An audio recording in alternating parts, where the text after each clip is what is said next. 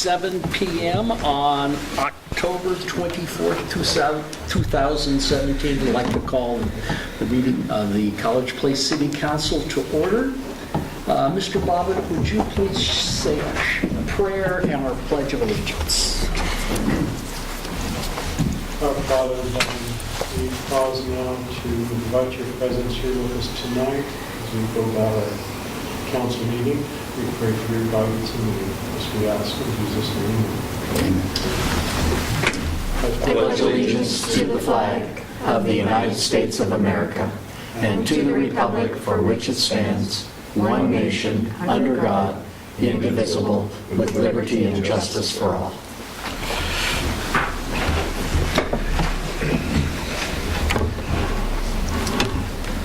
This week last week, we were saddened to learn the death of a longtime city council member and former mayor of College Place, Mr. Bernie Yankee. I believe one of our council members would like to remember Mr. Yankee. Bernie and I ran in 1989. He decided he would run for council, and I decided too, so we decided on a ticket to run for a new city hall. I don't know how many of you remember that one over on the corner of that little building. I went in there for a meeting one night, and I couldn't breathe, and I went home, and I said to my husband, "This is awful." He says, "Run." Bernie loved this city. Very fine man, for those of you that knew him. And I just wanted to pay some allegiance to him tonight because he put a lot into the city. He loved the city. And please remember his family. Thank you so much. So, Mr. Yankee served as the mayor of College Place from 1990 to 1994, and then as a city council member from 1996 until he resigned due to ill health in 2015. I appreciate his role in that period, and I certainly believe we ought to all appreciate the faithful service to the city, College Place, and our citizens that we all serve. And I'd like for you all to join me in a moment of silence to honor Mr. Yankee.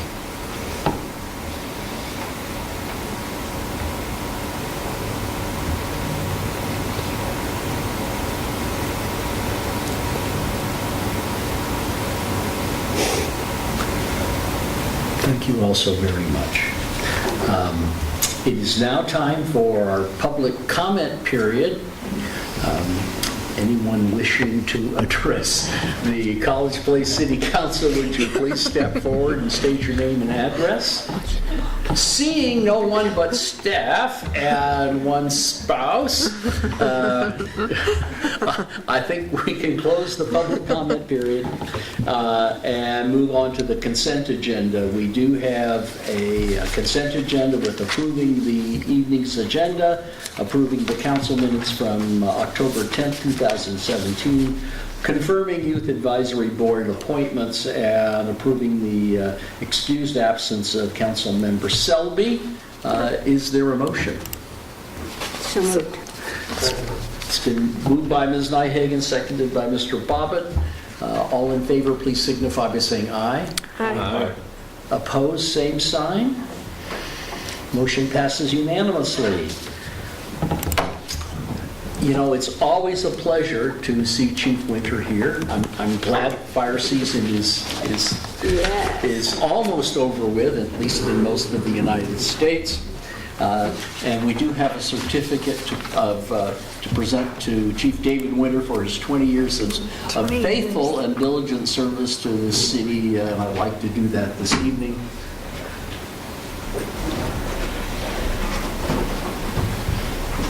Chief, thank you so very much. I saw both Chief Winter and his staff in action yesterday.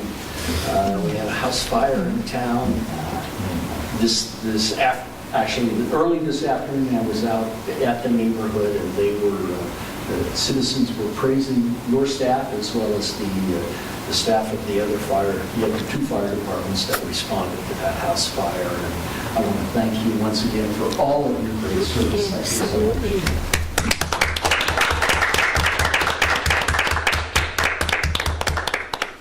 Thank you. speech. Thank you. Would you like to address the council? It amazes me that I could earn this when I'm only 22. You look great. Thank you so much. I've always felt appreciated by the council, and I've always felt that you have helped the fire department as well as the other departments in the city support the city by providing for our needs. Maybe not our wants, but you've always provided for our needs in that, and I do appreciate that. Thank you so much. Thank you.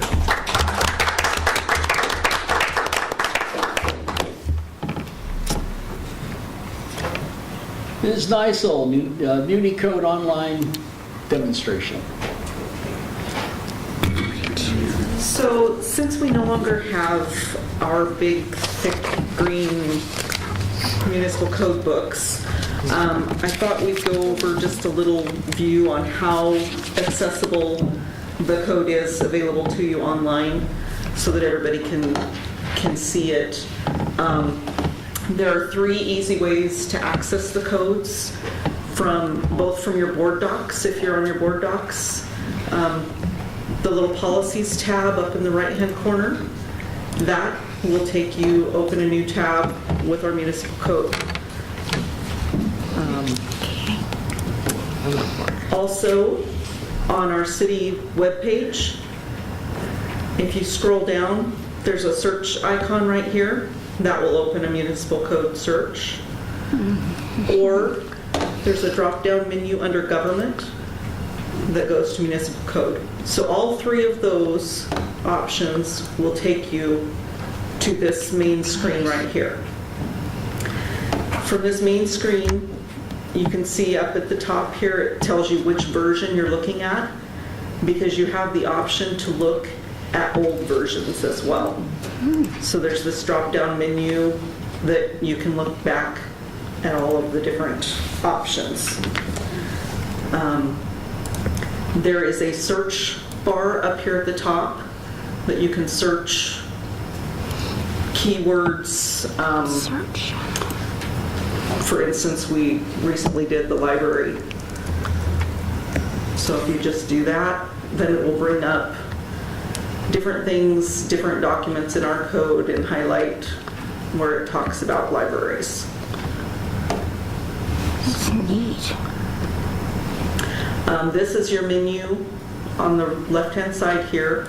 The home button takes you here to the Code of Ordinances, where we also have all of our resolutions in here, and you can browse actual Okay, what did I do wrong here, Marge? that takes you to the code, or if you want to look at the resolutions, then this takes you, and they're filed by year that they were passed, and you've got options here to be able to look at the different documents, and it's an actual scanned copy of the signed document itself.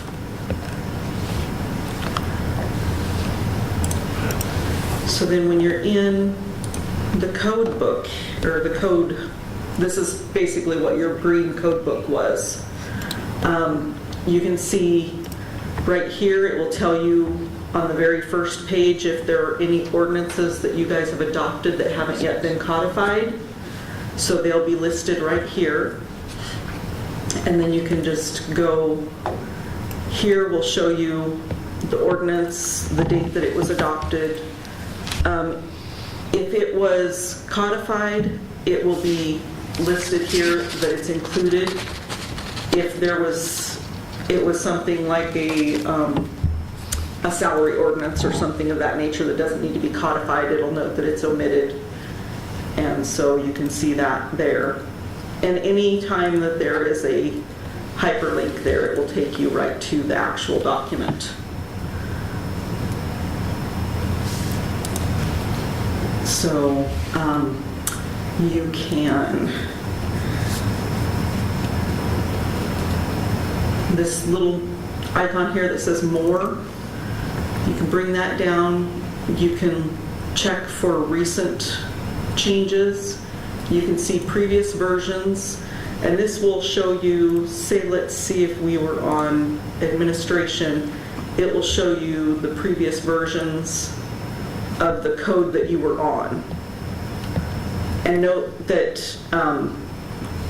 whenever we went to an older version, up here at the top where that did say current, it now says that it's an archived version, September 7th.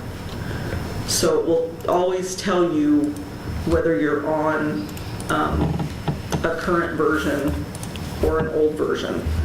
So it will always tell you the date of the version that you're looking at right up there. If you want to see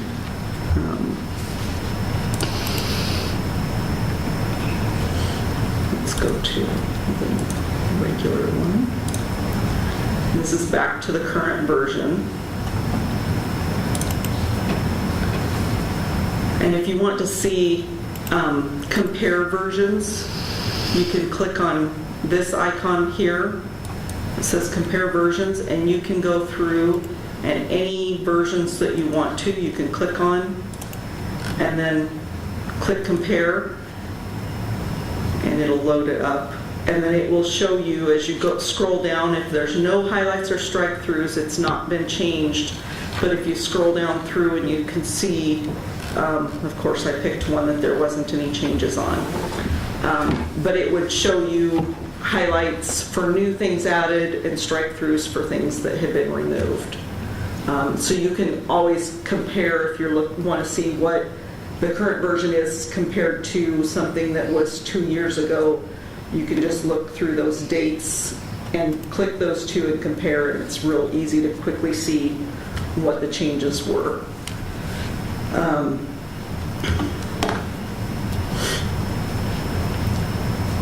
showed you the search functions.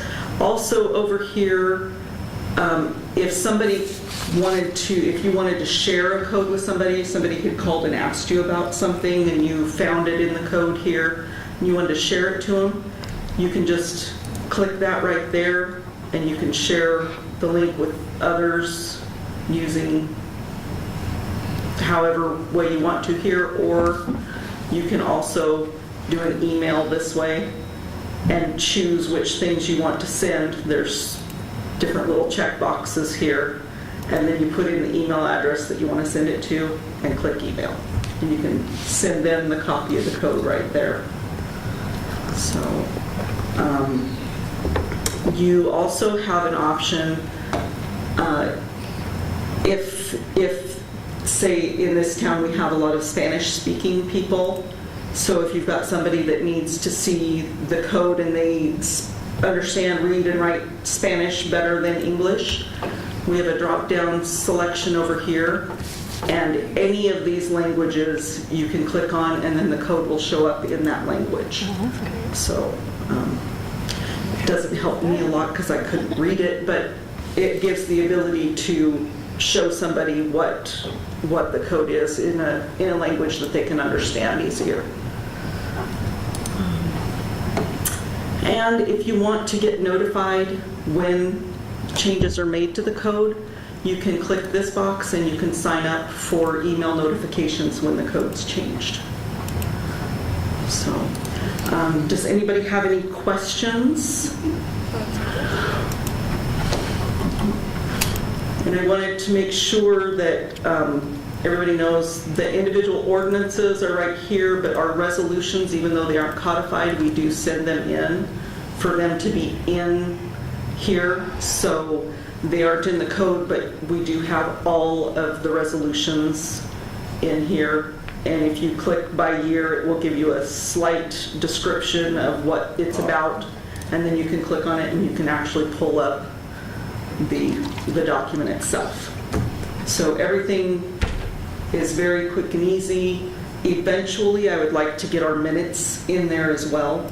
Our current minutes are available on Board Docs. And so eventually I'd like to get the minutes in there as well. So if nobody has questions, I just wanted to make sure that... I should just answer the thing. Greenwood versus Betty. Thank you. Just wanted to make sure, since we don't have those books anymore, and the books would not be updated anyway because they're just, we're passing too many ordinances. They would get outdated before I could possibly get them updated again. Thank you very much. Ms. Kilgore, preliminary budget here.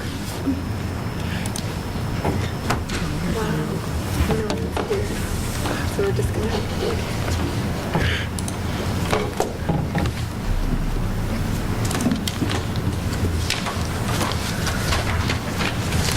Okay, so this is the next step in our budget calendar, is presenting the preliminary budget to you for your initial consideration. This was a challenge, and we're not quite there, but this is what we've got right now, and I think what we'd like to do is try to schedule a budget workshop for next week sometime to reconvene and talk about some more budget issues. But I'll give you a glimpse of that during this presentation. So, okay, these are things that we started last year and we're continuing on into 2018 budget. We're continuing the implementation of our fiscal policies. You all approved the first phase of those in this last spring, and it was kind of tabled for a little while, but we'll be bringing back the second phase to you here shortly. In that first phase that you approved, we had actually all of our budget policies. So you did already kind of give me the outline of what I'm supposed to follow when I'm putting the budget together for you. So I have done that. That included having minimum ending fund balances, segregating operating expenses from capital expenditures, and identifying dedicated funding sources for capital. Also included in this budget was an in-depth analysis of recurring costs, and the goal and our policies state that recurring costs shall not exceed recurring revenues. So I've done that to the best of my ability at this point. We'll talk about that. This also includes the equipment replacement program again, which we started last year, which is currently funding. We're doing some catch-up contributions to our equipment replacement reserve fund right now so that we are caught up to where when we have a piece of equipment at the end of its useful life, we will actually have the cash sitting there to buy the new one. And then we're also funding out into the future with the equipment that is not due to be replaced right away. So this is kind of front-ended a little bit on the contributions in these first few years to kind of get caught up, and then it'll even out as we go forward. And just a note here, we do have a shortage right now of sustainable recurring revenues as compared to what our recurring needs are.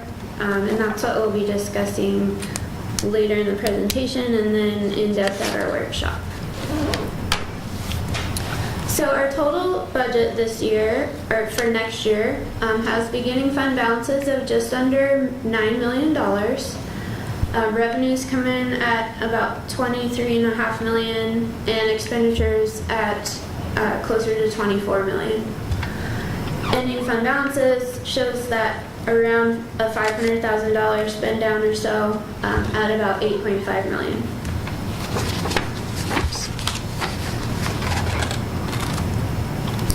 Okay, we'll talk about the current expense fund first. We're going to kind of go through the budget in order by fund. So we'll start with the big one. This is the fund where most of our actual general city operations are budgeted. So police, fire, administration, parks, planning, building facilities, all of those are in the current expense fund. So the total budget for this fund is about $7.5 million. We have recurring revenues of about $5.3 million and recurring expenditures of about, well, $5,543,000. So right now we're showing a deficit of about $284,000 in the recurring revenues versus recurring expenditures. We are meeting our minimum policy ending fund balance of 20% of recurring revenues. So that would be $1.9 $151,000, and our ending fund balance right now is at $1,474,000, so we're okay there. We'll talk about revenues first. So this is a pie chart showing where our money comes from. So you can see here that the huge bulk of it comes from tax revenues. And this consists of property tax, retail, sales tax, utility taxes. I don't know why it does that. What else is in here? That's the bulk of it, those four. And then next largest is licenses and permits. So this is our building department here. Actually, state entitlements, I think, is this red one.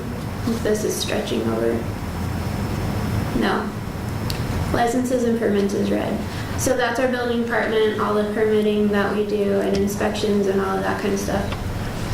At just under $300,000 is what we budgeted for next year. Then state entitlements are this green slice, and that's the money that we get from the state, and that's the money that used to be, $1 million a year. So it's around 220 for next year. Back before, thank you. Yes, this is 695. Okay, purple is miscellaneous, and that's just kind of a catch-all for anything that's not individually pulled out here. So I guess this is building permits.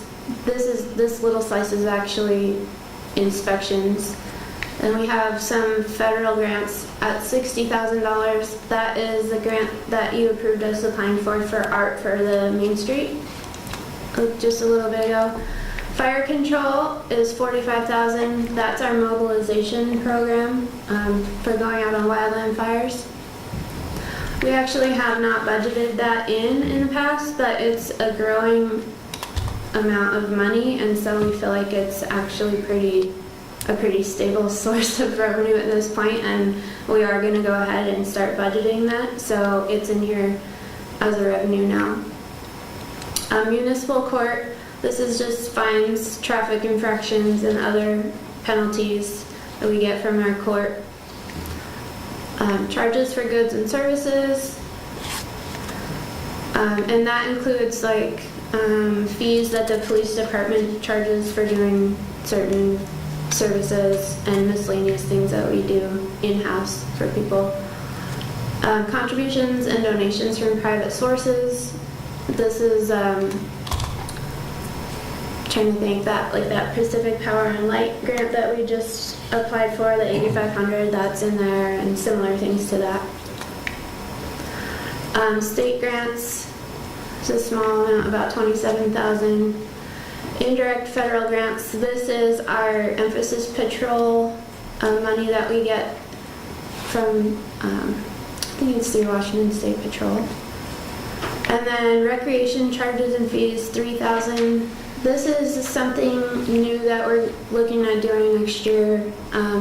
It's going to be, we're looking at renting out reserving our park space for people who want to actually reserve it. We haven't done that in the past, and so we're going to kind of do a trial program of that. So we went ahead and threw a few thousand in there for that. And then non-revenues at $1,500. Those are just ins and outs, deposits that we take and pay back out, etc. So that is what our revenue picture looks like. Mr. Peterson. Quick question. I should know the answer to this. Is a donation to the city tax deductible from a private citizen? Well, we're not a not-for-profit, so we're not a 501c3, so I'm actually not sure. I mean, we would... 501c3 or a 503, yeah. So, I know, we don't issue any kind of a it's not. letter. Okay. Okay. I didn't think so. I was just curious. Yeah. Okay, so moving on to current expense and expenditures. This gives you a feeling of where our money is actually going. So the biggest share of our budget goes to the police department. We're budgeting over $2 million to that department next year. Next largest is actually transfers out of current expense to other funds.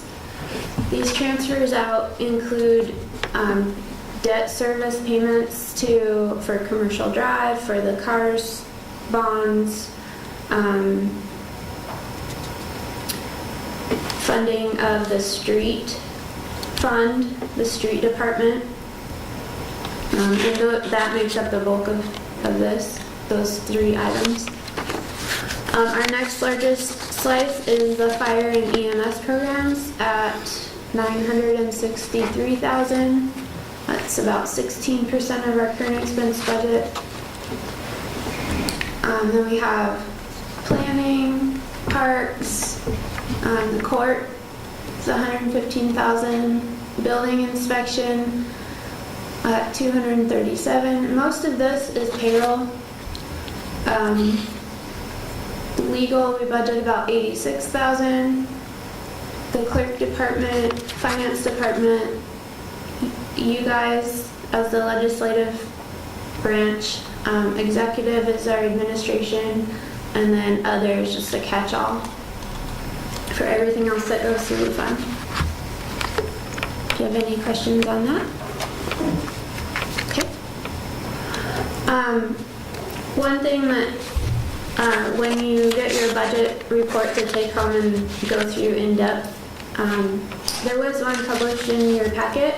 It is out of date at this point. We've made some considerable changes since that was published, so I have a current copy for you to take home tonight and look at in your spare time, or when you can't sleep at night.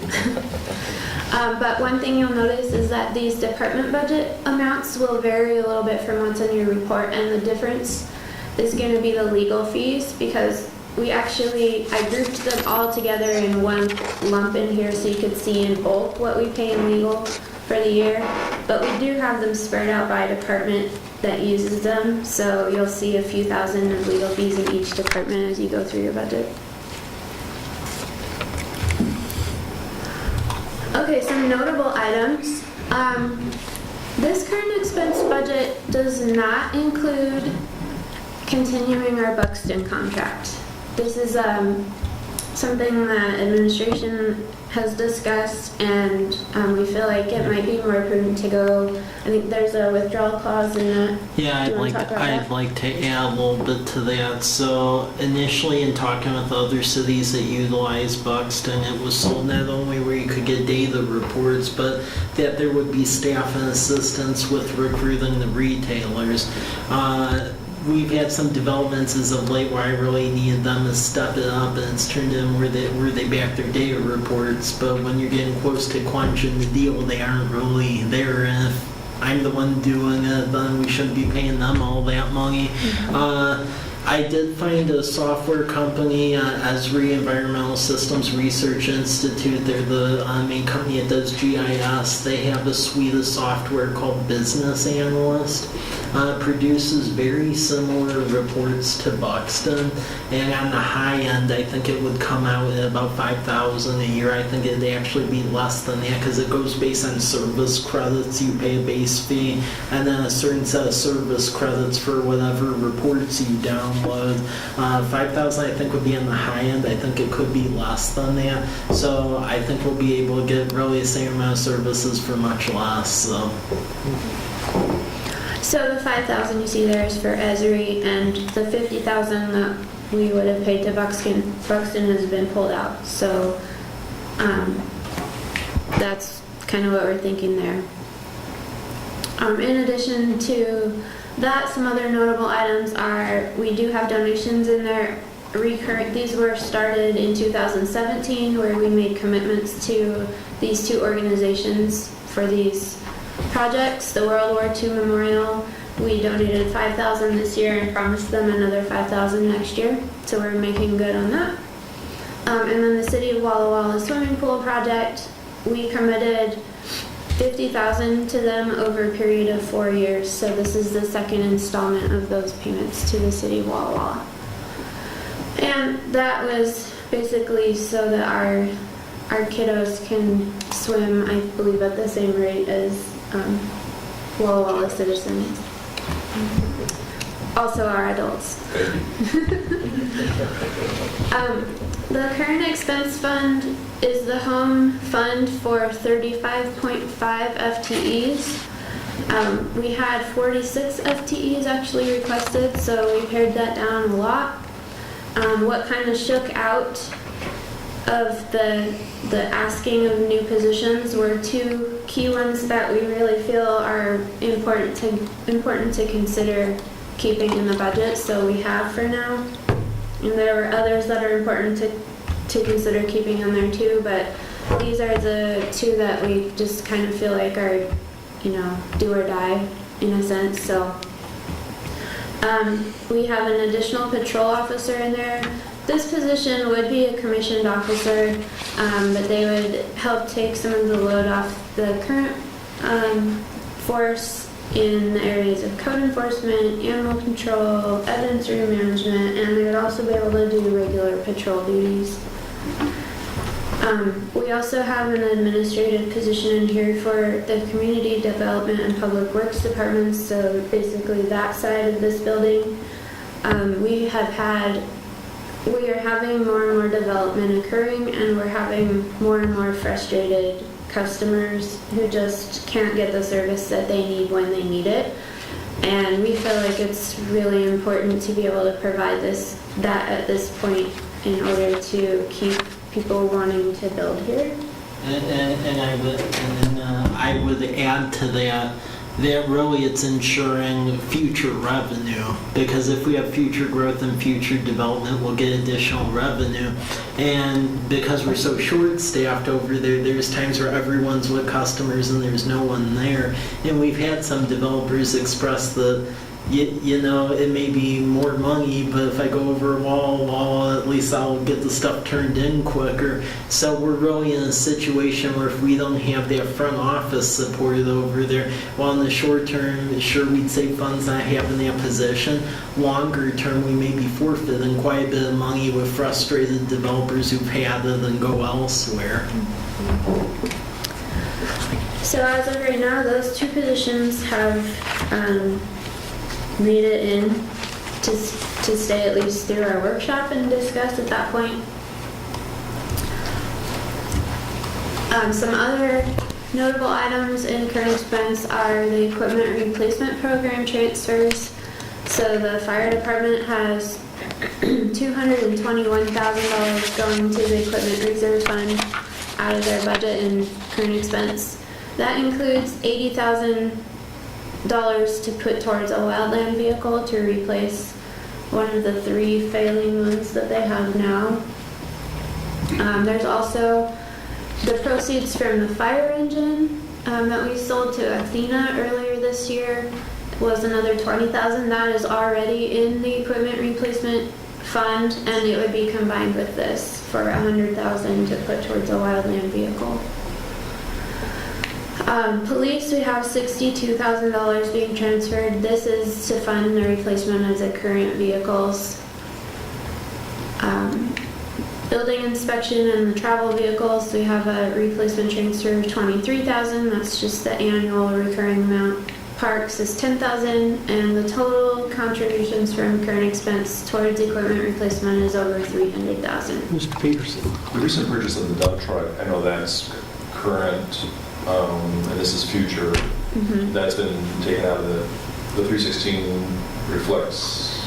That does not reflect anything having to do with the dump truck. The dump truck will be paid for out of the equipment replacement fund, which it is actually already funded. We did a transfer of $75,000 into there this year. Okay. So that is fully paid for in that fund. Thank you. Well, I have a follow-up, I guess. So does that then include the replacement of this one in 40 years or whenever? Yeah, it includes an annual depreciated amount.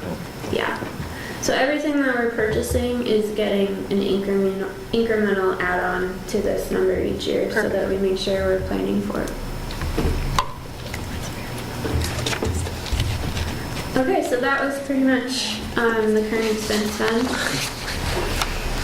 So now we're moving on to the Technology Reserve Fund, which is a fund that we basically, last year we consolidated all of our IT operations. They were actually kind of split between current expense and this fund, and it just didn't make sense to track them and have like some competing budgets in both funds. So we consolidated all our IT into this fund now. So that's what is going on in here. It's a reserve for future replacements, but we also fund our IT operations out of this fund. So it's entirely funded by transfers from current expense. So it's actually reported as a sub-fund of current expense in our annual report. But there are transfers in to reimburse operating. We are doing an additional $25,000 transfer to help preserve and build the capital reserve balance a little bit. And the biggest item that we budgeted for that's just a sole item in here is Microsoft Office upgrade next year, so that we can standardize all of our machines. They're all on different versions of the software, and some of those versions are unsupported and they don't work with each other. So when somebody creates a file, sends it to someone else, they can't open it or work in it, and it's time to move forward in that I would say so. area. Yeah. So anyway, that is the biggest sole item in there. I think it's around 13,000 or so. I think we also have, and that's the biggest in software, we also have $15,000 budgeted in here for IT server for the police department. And I know Troy's applying for a Wild Horse Foundation grant to cover that. So hopefully that will be successful. Mr. Peterson. Mike, who maintains our web page for the city? Is that you? As far as who maintains the web page, the company is Revise, but they maintain the software behind it. As far as content, that's staff members for respective departments. Okay. So, you make requests, they Well, I mean, pretty much as far as the content goes, it really functions like Microsoft Word, and we can just edit and add content. Oh, okay. So, I got it. yeah. Okay, the next fund we'll talk about is the Employee Benefit Reserve. This fund provides for post-employment benefits for our left one retiree, medical insurance premiums, and medical expense reimbursements for him for life, basically, are paid for out of this fund. We've been building the balance in this fund to at least match our compensated absences accrual liability that we report on our financial statements every year. At the end of 2016, that was about $272,000, and this fund finishes right about there, so that will be fully funded. We are also asking, last year we allocated $25,000 out of this fund to pay down some excess vacation accruals that we had on the books that we needed to take care of. We've almost done all of that. Those balances are down to where we think we'll only have about $5,000 left to come into compliance with our policies. So we have budgeted that $5,000 in this fund for next year, asking your approval for that. What's a compensated absence? Compensated absences includes vacation accruals and sick. Is vacation and sick? Okay. Mm-hmm. Okay, moving on to the street fund, which you could also consider a sub-fund of the current expense since it's mostly funded by it. However, it is a special revenue fund because we do have a chunk of revenues in this fund that come from our gas tax. So the total budget for the street fund for next year is at about $734,000. Recurring revenues are at $601,800. Recurring expenditures are at $630,927. Basically, what we're doing is spending down any excess to where we are at the bare minimum ending fund balance per our policy, which is 60 days operations and maintenance. This is a little tiny bit. Our proposed ending fund balance is 103.7. We're ending at like 103.635 right now. I've got a little bit of wiggle room with the numbers, so I'll balance that out before the next rendition, but they're basically even. This is a picture of what our revenues have looked like for the last 10 years or so. We were paying for some capital projects out of here in 2012, 13, 14, and 15. These gold bars are grant revenues that came in to pay for capital projects that were funded out of here. We are no longer doing that. We are only funding operations and maintenance out of this, and our capital projects are being funded out of actual capital construction funds. So that should make comparison between years a lot easier going forward. So you can see the blue is the transfers. This is from current expense. It's just a little bit more this year than it was last year. And then the green is our motor vehicle fuel tax, which is the special revenue. And it also is a little bit more than last year. So in the entire budget has gone up just a hair. $218,000 in fuel tax, $430,000 transfer from current expense. 2/3 of these activities are supported by current expense. And here's a look at expenditures. Well, it's revenues and expenditures actually, but you can see we're at 631 for next year. That's about the same that we were in 2016. This year has a spike. That's because there's about 390,000, I believe, of this red line was a transfer for capital. We transferred out for capital to the street improvement fund. We don't have anything left in this fund to transfer out, so you should see pretty stable bars going forward. 630,000 in operating costs. There's an $11,120 transfer to equipment replacement for street vehicle replacements, sorry. And the FTEs that are based in this fund stayed the same at 3. The next two funds are special revenue funds that have to do with our law enforcement. They're really quite minimal, about $15,500 between the two of them annually. Criminal justice is limited to innovative law enforcement strategies, programs for at-risk children and/or abused children, and programs related to domestic violence. Forfeited proceeds is to be used for drug enforcement and related activities. These funds come in annually and are expected to be spent annually on those specific types of programs. For next year, the Criminal Justice Fund is paying about $11,500 towards the cost of the school resource officer. So basically, we're able to offload that amount of his salary and benefits from the current expense fund to be paid for by these criminal justice funds instead. And then forfeited proceeds fund is contributing a $10,000 transfer to equipment replacement for a detective's car.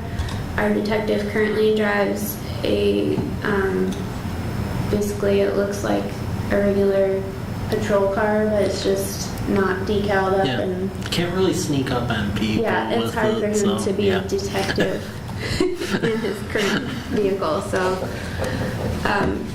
we're budgeting a little bit to get him something discreet. The next three funds that we'll talk about just really briefly are debt service funds. These are for our general obligation debt. About $490,000 out of Fund 201 to pay for the CARS bond debt service. This is actually a direct in and out. This is collected in property tax revenue and then transferred to debt service. So it's not really out of our current expense budget. It's not taking away from other areas. Fund 202, this is a $52,000 debt service for our fire engine that we purchased last year, I think it was. This is a transfer out of current expense, out of the fire department budget. And then Fund 235, this is our commercial drive debt service. It's the same amount every year. This was the Gilbert Auto Group fiasco that we ended up with. So, and like this says, they're all funded through transfers from CE. Our policy in our financial policies is to have 1 year of debt service in reserve. So we do have those balances in Funds 202 and 235. We do not keep that balance in Fund 201 because that debt service is pledged full faith of the taxpayers, so we know we're going to get that every year. There's no reason to have $500,000 just sitting there rotting. So, Street Capital Contribution Fund. This is a fund that's basically just a holding fund for money that we collect from developers. So we have about $160,000 expected next year between Homestead Phase 3 and then the Villages at Fort Walla Walla project that hopefully will come through. The next fund is 305. It's our REIT 1. So this is the first 1/4% tax on real estate sales within the city. It's paid by the seller generally. We've budgeted $120,000 for next year, and it can be used for any capital projects that are listed on our capital facilities plan. What we plan to fund with this, we started this in 2017, is that we dedicated the funds of the revenues in this fund to provide for the annual chip seal program. And then we are also budgeting $30,000 for a Whitman Drive multi-use path needs to be seal coated. The next is our REIT 2 fund, and this was implemented this year. It's the additional second 1/4% tax on real estate sales. It affects the seller of the property at the time of the sale. We budgeted $110,000 in this fund for 2018, and we plan to pay for a traffic study, the traffic study on Larch out of this fund. About $49,000 of that will be reimbursed by a curb grant, but the entire expenditure will come out of this fund. So, and then we've also budgeted $65,000 for engineering the dredge and reconstruction of the Lions Park Pond. Next fund is the street improvement, 311. This is the fund that we pulled our capital projects out of the street fund and dumped them in here so that we could track operating separate from capital. Starting this year in 2017. This fund next year has the 4th Street Academy Way overlay and sidewalks project in it at about $1.2 million. And a large portion of that will be covered by TIB and TAP funds. And that budget could significantly change if we don't receive the TIB funding that we've applied for, which is always a possibility. The next one is 315. It's our facility maintenance reserve. So this is where we pay for improvements or maintenance to our city hall building, our fire department building, and the annex building that the police department is in. This also is funded entirely by the current expense fund. We have a $25,000 transfer from CE into this fund for 2018. And we are budgeting to complete the following projects next year. Fire department HVAC, kitchen and plumbing, new cabinetry over there in the fire department, portico on the annex building, And then reconstructing the south parking lot at City Hall, so that would be the portion of the parking lot out in front of the building. It's a mess where we want to redo the surface and also wire it for electricity to support our farmers market and other events we might want to have out there. This amount does not cover landscaping. This is only paving and electrical. So our equipment reserve fund, this is the program I've been talking about. We're making all these transfers to fund equipment replacement. It started this year in 2017. It's a reserve for our large, expensive equipment replacements, and responsible departments make the contributions to it. This is a snapshot of what is happening in this fund next year. As I said before, about $316,000 is coming from current expense. Another $11,120 is coming from the street fund, which is actually supported by current expense. And this is a breakdown. And you can see that this non-recurring column in the middle, this is where we're catching up on the equipment that has a lifespan that's coming to an end shortly that we don't currently have fully funded. So we're making some extra contributions in the next few years to catch up. But going forward, this recurring column is kind of what you should expect.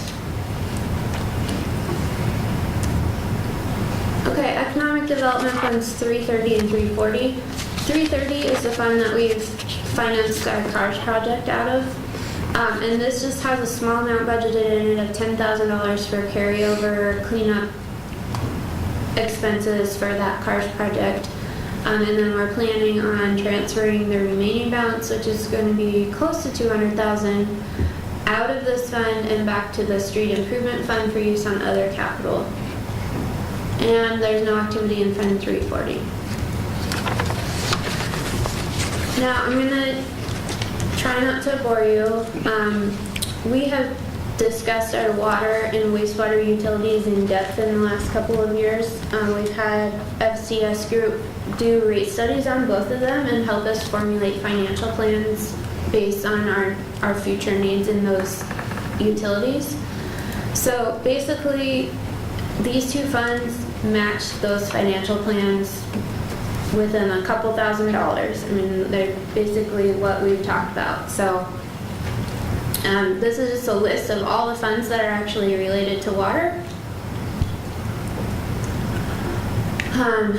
Notable items, it's based on, water budget's based on the long-term water financial plan, which was a big effort last year.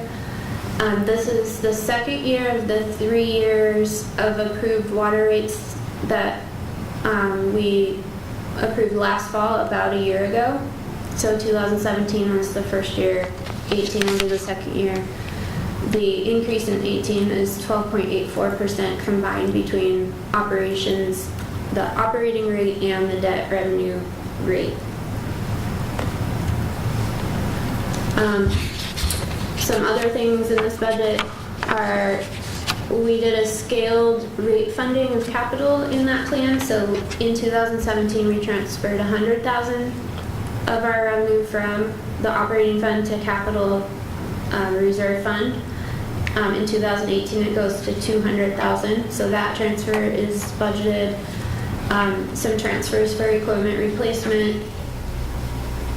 And the financial policies, this actually, we passed a policy that said 60 days O&M for operating funds of the city. So I'm including water and wastewater in that category of operating funds. So 60 days O&M is $218,000, and we are budgeting to have an ending fund balance that far exceeds that. So we're fine on that front. 4.25 FTEs, that did not increase from 2017. And this is just a note that capital has been pulled out of this operating fund and placed in capital specific funds. So we're only tracking operations and maintenance in the Fund 400. Capital is segregated for easier tracking. Just a quick look at our recurring versus recurring revenues versus recurring expenses, we have an actual net that's negative of about $59,000, and that is according to the water utility financial plan. That is going to gradually decrease over the next few years, and until we're positive, and that's planned, so that's nothing to worry about. This is just a quick look at what our revenues have looked like in that utility over the past 10 years. You can see this is a year-to-date number, so it's slightly less than the total from 2016, but it will end up right around in here. And next year you see another small increase. And this is to look at the expenses. It appears higher in 2018 because we have that $200,000 coming out to put towards capital. And then we also have $54,000 that's being transferred for equipment reserve. And the projection is that this year, 2017, the expenses will total around $980, so they'll be, see, right up around here.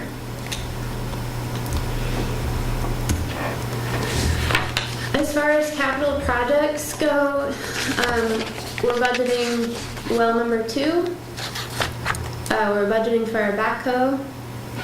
We're budgeting to do radio read meters to catch up the rest of the city, so it's all on radio read, which will significantly help our staffing during reading time of the month. And like this last winter, we weren't able to read for 2 months in a row because of the snow.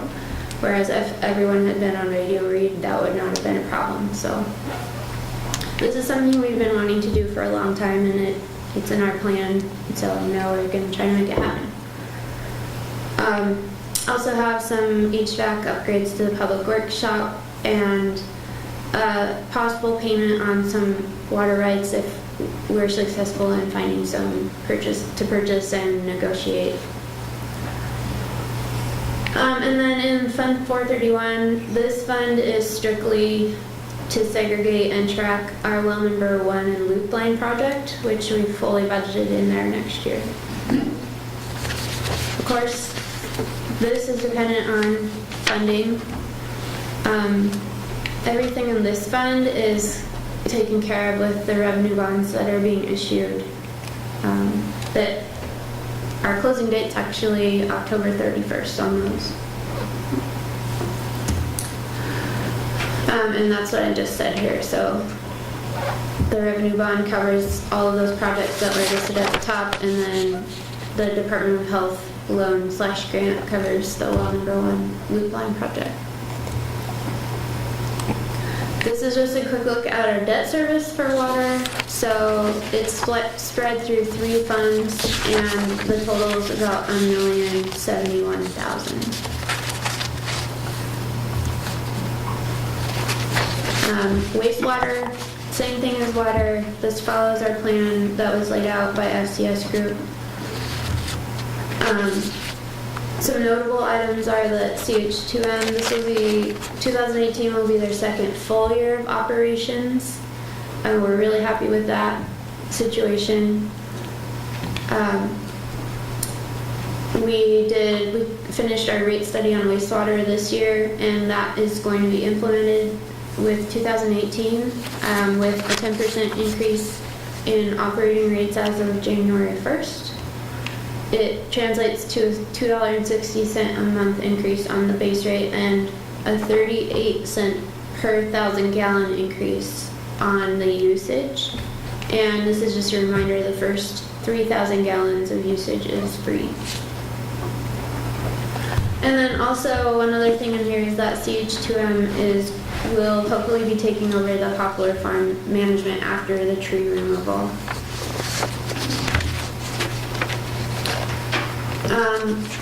Notable items in here, finishing up the facility plan amendment, $80,000. We've got equipment replacement transfers of $53,000.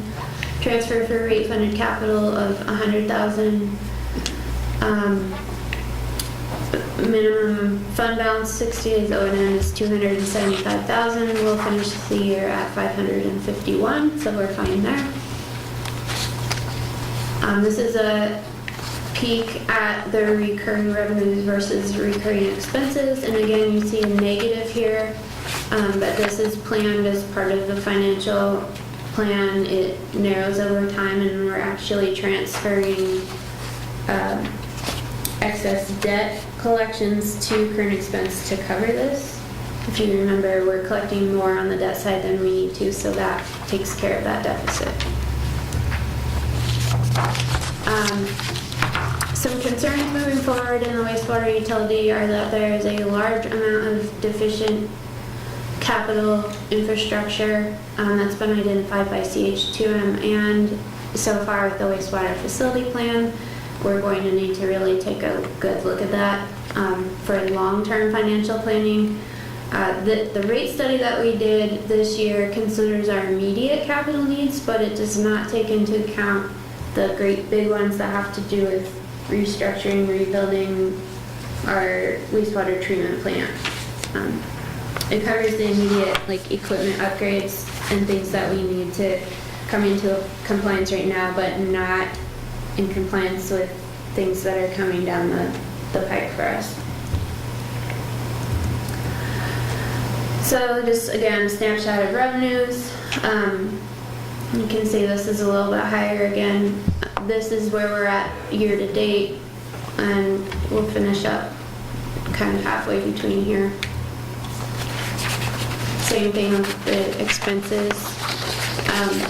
Again, next year's budget looks a little bit higher because it includes the $100,000 transferred out for rate funding capital. And we're expecting that this year expenses will be just under $2 million. So they'll end up right about here. Okay, capital for wastewater utility next year, $150,000 to replace an influence screen at the treatment plant, $300,000 that's earmarked for various other improvements to the treatment plant that are needed for compliance. We have a whole list of equipment that we need to look at, and I don't have the prioritized list of that. I think they're working on that. So, and then a $40,000 allocation to replace the sewer main in the alley south of 6th Street. And I think that's to line it like we just did one this year. Funding for capital, transfer of the $100,000 we talked about, transfers for equipment replacement that come out of the operating budget that we talked about. We're transferring a little bit of surplus debt collection to capital as well as what we're transferring to operations, and then connection charge revenue is projected to be about $147,000, and that goes towards capital as well. Debt service, we just have one fund paying debt service. It'll be $637,000 next year. Okay, we're getting there. Hang with me just a few more minutes. Equipment rental and replacement. This is our city shop. So this is the fund that takes care of all our vehicles and equipment maintenance. It's fully funded by transfers in from other funds. The departments that use it pay for it, so they do that on a reimbursement process. Quarterly, I figure out what they owe this fund and they transfer money back to it. Let's see. We used to replace equipment out of this fund. We've since pulled that, and it's coming out of Fund 320 like we talked about. So this is only operations now. And we also have the minimum fund balance of 60 days O&M in here, which would come out to about $52,000. We're projecting 110. This just shows, we had some fund balance built up in this that we've spent down in the last few years. So you can see since 2016, the expenditure line, which is red, has exceeded the blue line, which is revenues. So that means that we're spending more than we're transferring in, and that is to bring our fund balance down to where it's closer to just our minimum static level. And says note the spend down and fund balance there. Okay, this is the last fund, and it's really quick. This is just our trust fund for our flex spending account for employees, and it's an in and out budget. Oops, I did not update that, I'm sorry, that should say 2018. It's 13,000 in and out. And just a quick recap here, our total spend down is about $500,000 right now, and that's in total, that's looking at all the funds. I also have an FTE report for you guys to take home to look at, and I have budget reports on the copier that are done now that I will pass out before you take off. So you can study to your heart's content when you go home. Questions for Ms. Kilgore? Good report. Yeah. Good report. Thank you. Mr. Peterson? A lot of transfers from one fund to another, and there's grants, and there's existing balances, and there's bringing down. And I think I've made this comment a couple times. I'm more used to accrual accounting. This is fund-based accounting, or funded accounting, I should say. So when we look at, you guys are putting the budget together, and when you look at a shortfall or a surplus each year, and let me add before I say go there, it's nice that we've separated the capital from the operating. I think obviously that gives us more clarity. Yeah. But when we look at a shortfall or a surplus, that is also including capital items, correct?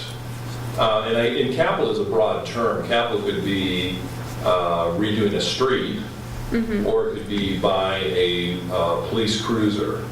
And so when we look at that amount, is that a net number? On the last slide, the 500,000, the spend down, is that what you're asking about?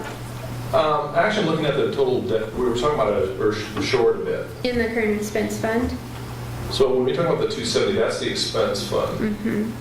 We're not talking about capital projects, which would include automobiles and redoing streets and sewer lines, correct? Correct. Okay. We are looking at strictly operations. So those are not cross-pollinating as far as those go? No. Okay. No. And so the capital is more or less, I'll use the word okay? Okay. Yep. So there isn't a lot of large movement in capital to adjust the operating side, obviously, because those No. over here and over here. I mean, the only thing that we could do is not fully fund our replacement transfers that we have. Which crosses from operating to capital. Yeah. Yeah, okay. Yeah. No, I think I've asked this question before, but thank you so much. Yep. So yeah, we need to talk about the deficit in the current expense recurring budget. I do not know why this moves on its own. So that's what we'll schedule a budget workshop for next week. Hopefully we can find a time that works for everyone and have some fun discussion. So the spend down of 500,000, what's your target? I'm assuming we're still talking about this because we're not okay with this 501 spend down. I'm fine with this because this is overall, and this includes capital purchases. We've been putting money away for them, so it's okay if we spend You're down. more just on the fund. The one I'm not okay with is the current expense fund. 260. Because the deficit I showed you in red on that first slide is actually operations in versus operations out, and those by policy need to balance. So we're looking at either cutting some operations expense out, or we need to fund what's there with some additional revenue streams, which we need to talk about. So then, on this first slide where you had the deficit of 284,000, you also showed that our minimum, and I don't want to have just the minimal amount in there, but the minimum proposed balance of 20% is $1,051,000, but we're projecting to end at 1.4. So isn't that good? Does that not? Well, that excess is actually, You want, Let me okay, you take it. comment on that. Okay. There's some things that are unknowable right now. As you may remember, you know, there was a claim made by Scout Lake on the Cars project. One of the things that we were trying to do was to slowly draw down that over-ending fund balance over time to help fund the capital vehicle replacement. But we didn't want to, I mean, we could do it all at once. We could fix it right now with this, but that doesn't give us much wiggle room should we have some fairly significant unknown expenses. And so what we plan to do is over 3 years to kind of, at one time that ending fund balance was almost $2 million. And we're just trying to bring that down over a number of years so that we coast into a 20%, rather than take it all the way down and then all of a sudden have a big surprise, especially with the unknowables around the Cars project and some other things. I mean, 20% is nice, but a little more than that gives us room to do things that we heretofore can't. But you know, what we're trying to do is to make sure that our recurring expenses and our recurring income kind of match, so that. Yeah, so recurring revenues are like our every year revenues that come in, like taxes and permits and stuff like that. And recurring expenditures are every year expenditures like payroll. So we want to make sure that the things we can count on every year coming in cover the things we know every year we're going to spend. And we don't want to rely on that little bit of cushion on our ending fund balance to pay for things that once that fund balance is gone, we don't know how we're going to pay for it. That's the issue. Mr. Peters? With the contractors taking over the wastewater, you know, don't quote a number. I'm assuming we're seeing less communication with the state, potential fines. Are we paying less there? I don't know what Paul is probably most in tune to that. I'm not sure. I mean, I will say, since I've gotten here and looked historically before CH2M took over, Yes. we're definitely paying less than that last year where we were doing it on our own. I would Yeah. have to do some analysis past that That's point. no, But no, I just, okay. Thank you.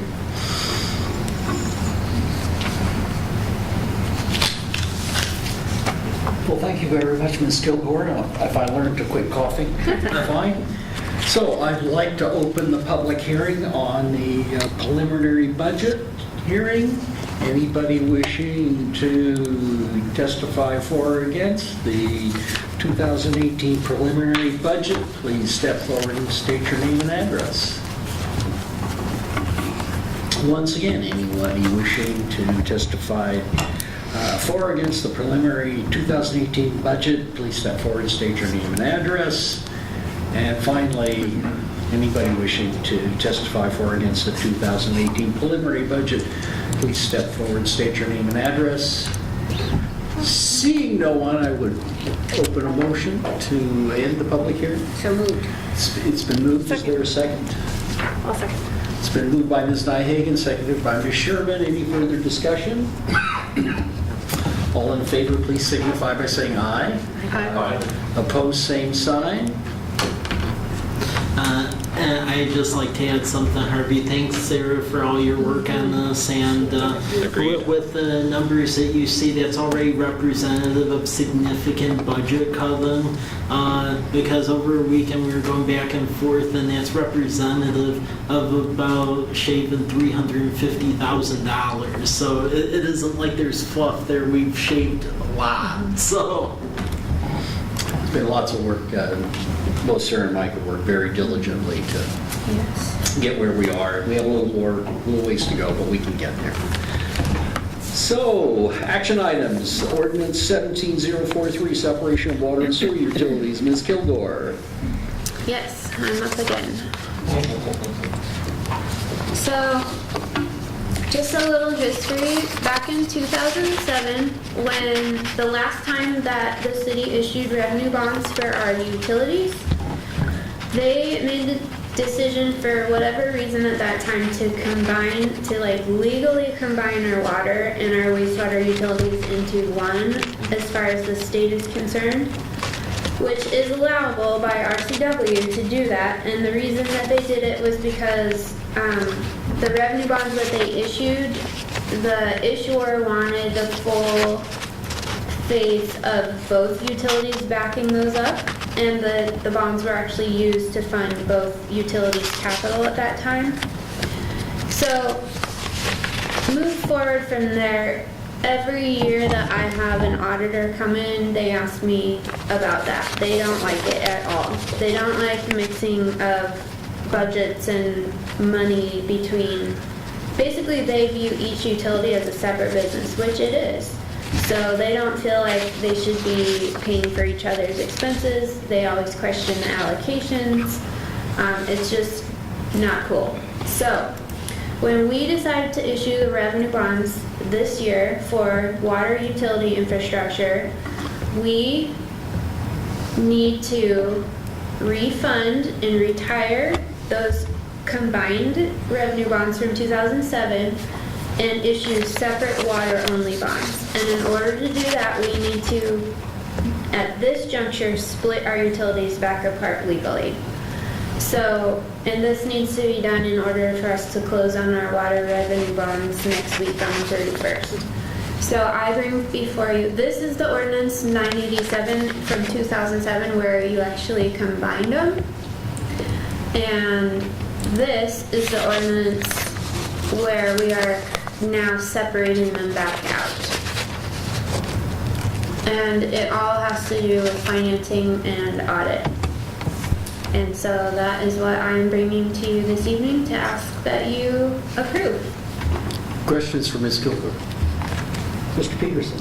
I make motion to approve ordinance 17043, authorizing the separation of the water and wastewater utilities. Second. It's been moved by Mr. Peterson, seconded by Mr. Cleveland. Any further discussion?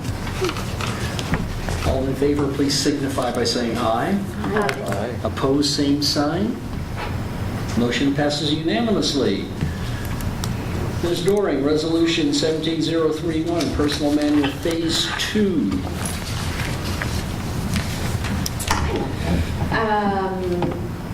Phase 2 of the College Place Personnel Manual is now complete. It's been through the Personnel Committee. It was approved on October 9th. It includes Chapter 7 through 11, covering benefits, classification and compensation, payroll, personal conduct, and work policies and practices. It also includes Chapter 11A contains a small amount or small wording on the social media policy, and then a link to the social media policy that you passed with Resolution 17002. And then Chapter 1114 contains is about our IT policy, and it contains a link to the full IT policy, which is and a summary policy, which is included with it. So. Hoping that you'll approve Phase 2 so I can move on to Phase 3. Questions for Ms. Doring? How many phases are there? 3. There are 3. Yes, yes. The next one will include everything, and so it'll be all one document and. Okay. Ms. Sherman? Oh, do you want to? I've written one of these before. It's a pain, so good job. This is great. It was a lovely read. Oh. All right, I'd like to make a motion to approve Resolution 17-031, Phase 2 of the City of College Place Personnel Manual. It's been moved, seconded by Mr. Babbitt. Any further discussion? All in favor, please signify by saying aye. Aye. Opposed, same sign. Motion passes unanimously. Thank you. Thank you, Ms. Doring. Mr. Rizzatello, Ordinance 17044, Park Code.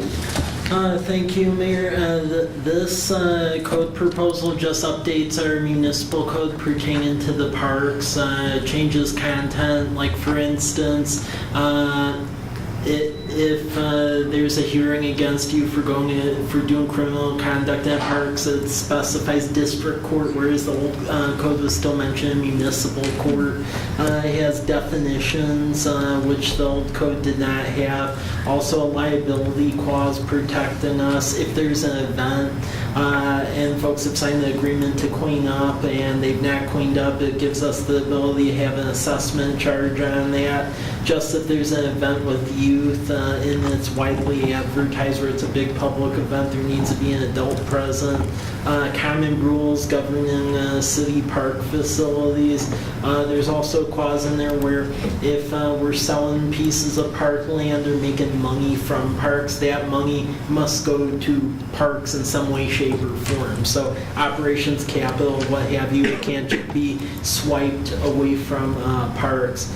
Also, it has some language in there permitted for lease of park property should that ever be something we wanted to do, and then it would be a maximum of 5 years. Also has some enabling language for our Parks Master Plan, which we're working on as we speak.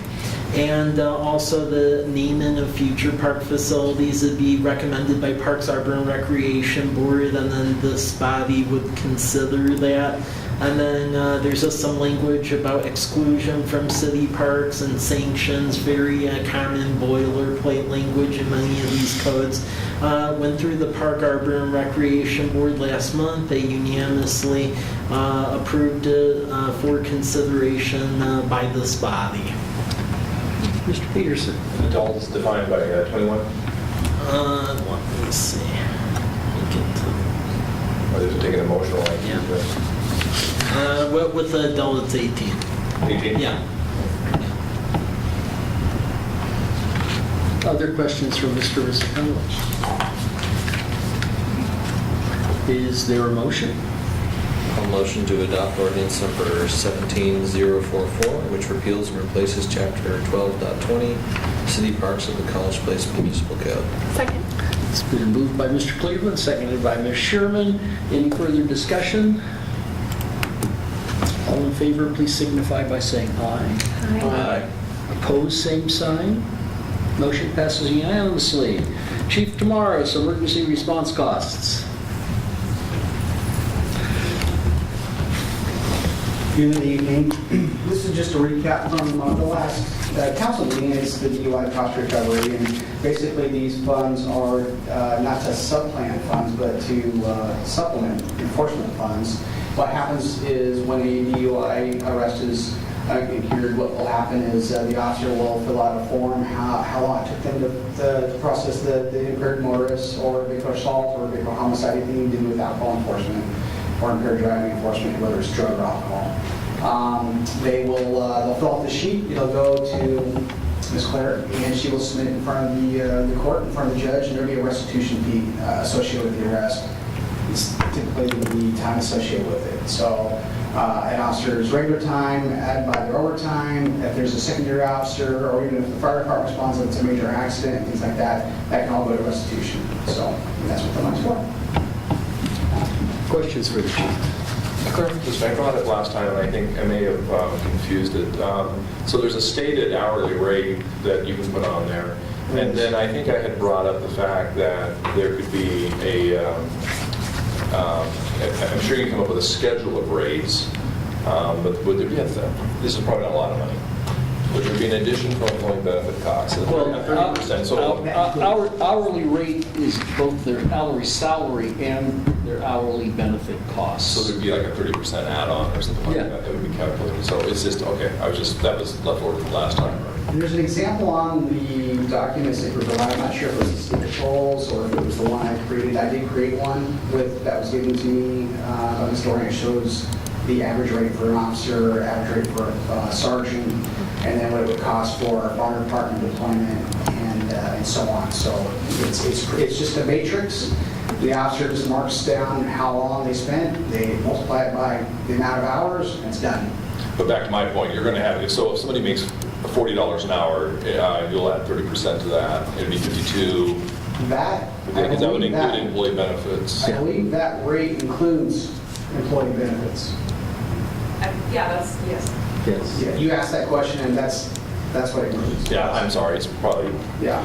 it's not the stated hourly rate of that officer at the time that he's being paid, it's right. Included, yeah, exactly. Okay, What's the term for that? There's a term for that. allocation of employee benefits or what, yeah, I don't know if that's, okay.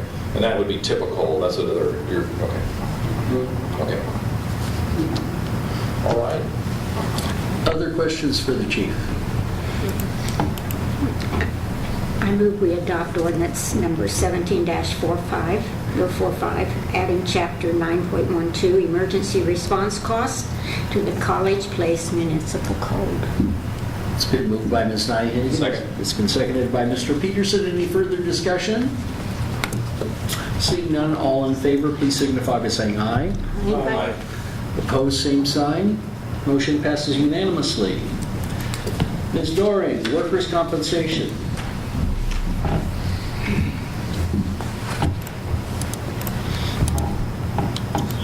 Oh, it's okay. Yeah.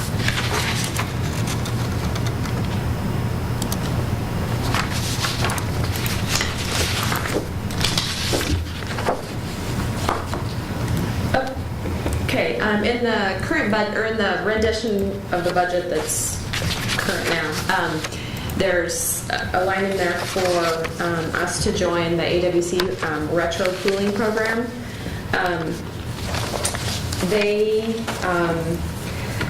Let's see, it's a risk reward sharing program. They will help us, they'll take over the management of all of our L&I claims. They'll do on-site trainings for us here for safety programs. They have trainings that we can go to at no cost. They will manage our return to work and light duty programs for us.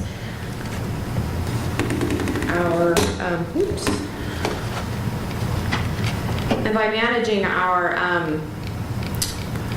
claims, they will hopefully help us reduce our experience rating, which is right here. So you can see over the years it's continued to climb a little bit. It's my understanding that if you're at a 1, then you pay pretty much what everybody else in that risk class pays. But as you go above 1, like the 1.2, you pay 20% more in L&I costs once your experience modification factor rises. So they will help us with that. And we can receive a refund back if we contribute positively to the pool. There's a potential that there is some risk as well. But they only choose people to be in their pool who have who qualify. So Mike just wanted me to bring that before you because it is in the budget, and it looks like the first year we join, it will be about $6,000. So, any questions? I'm kind of familiar with these programs. Do they actually determine whether the L&I original claim is appropriate? They will manage our L&I claims for us. He mentioned bringing open ones, closing open ones. I'm not sure exactly the answer. They do, because when I left Colfax, we ended up joining this, and right as I was leaving, and they do. So they do the review to see if it's appropriate, if the claim is appropriate, and then they do the notification, and as you just explained. Yes. Yeah. So Yes. this is a really good, I mean, it takes personalities out of the, and it makes it consistent across the city. And most of the cities in the state of Washington are already in this, so that helps us. Yeah, very good. Any other questions? Other questions? Thank you, Ms. Doring. Sunnyside Jail Agreement, Chief Tamaris.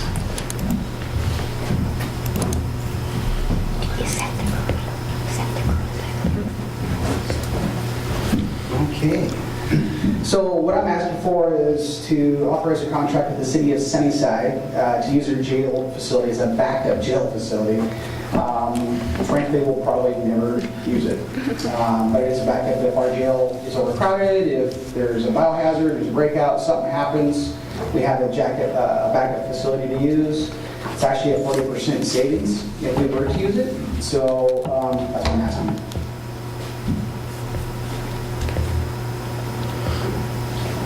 Questions for the chief? No. And Walla Walla, they've already signed a contract. That's it. The city of Walla Walla is doing this as well. Okay, yeah, I was wondering what, like, where this, how it came up. They have excess capacity. I'm sorry? They have excess capacity. Yeah, it's more, so after 3 days, I think we average 3 days when we book someone, and once the state charges, then the county picks up the fees. Transports. If we go to Sunnyside, if we use Sunnyside, they'll transport once a week for free, including the contract. Oh, okay. Great. Get some more back. Other questions for the chief? Maybe a quick question. I suppose there are other cities that could potentially provide this service that may be closer, maybe not. But what makes Sunnyside a good selection? They're 40% cheaper than Anyone else? pretty much. And they also transport in the contract, they'll transport once a week. That makes it very attractive. Sorry, look at the back. They have room. And they have plenty of space. There you go. Okay, so it's a numbers game. Thank you. And I would just add, if you look at other contracts that Sunnyside has been given, they're getting contracts as far away as like Bellevue and when they actually, for extra space over there because of how cheap it is. So, Well, the key there is space. Yeah. Because often our vacation facility there on Alder Street is full. I really don't anticipate using it much Yeah. at all, but we have it as an Nice to have option. it. Very good. And we're going to go visit it also before we sign the contract to make sure that that's up to our Go expectations. do the tour, yeah. Spend a night. Several facilities. Thank you, Chief. You bet. So any other business to come before the council? oh, there's one more. There is, oh, I'm sorry. Mr. Rosatello, Department of College, Department. Okay, well, for a next council meeting, just please review this. This code will allow us to basically debar a consultant or a construction company for up to 2 years if they're doing malfeasance or not performing up to spec. There's just been some projects that the city's been working on in its near history where basically if we had something like this, I think it would reinforce that they, certain folks need to provide good workmanship in the cities who have this because it provides the carrot and the stick approach. It helps, and I believe it would help us. So Bremerton and Spokane have this. They've recently enacted it, so this is modeled after that. Mr. Peters. Does the city have a program where, I guess when they enter into contracts, it would be, I think in the healthcare industry, it was if they're on an OIG or solicitor, or if there's some sort of past issues with that contractor or with that business, or is it?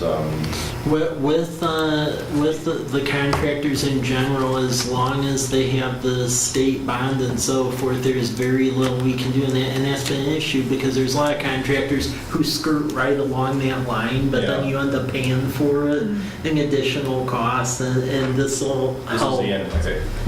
This will help because like with the one project in question, I mean, that same contractor could come in here and low bid for another public works project, and then we would be in a dilemma and it would drag out. It doesn't penalize them forever. It's basically a 2-year disbarment. I would be able to issue it if they appeal my decision. That goes to the hearing examiner. So. Okay. Seems like a very good idea. Questions for Mr. Rosatello? Now, is there any further business to come before the council? Oh, well, He already got his. No, I'm just kidding. You got your turn. I was gonna bring up that the city of Walla Walla has invited us to sit at the elected official reviewing stand for their Veterans Day Parade. As that gets closer, we'll get out more information to you all as whether you would like to do that. They'll need to know who's coming. I'm the only veteran on the committee. And well, Support the veterans by all means. yes. So with that, I'd accept a motion to adjourn. So It's been moved by Mr. Second. Cleveland. Is there a second?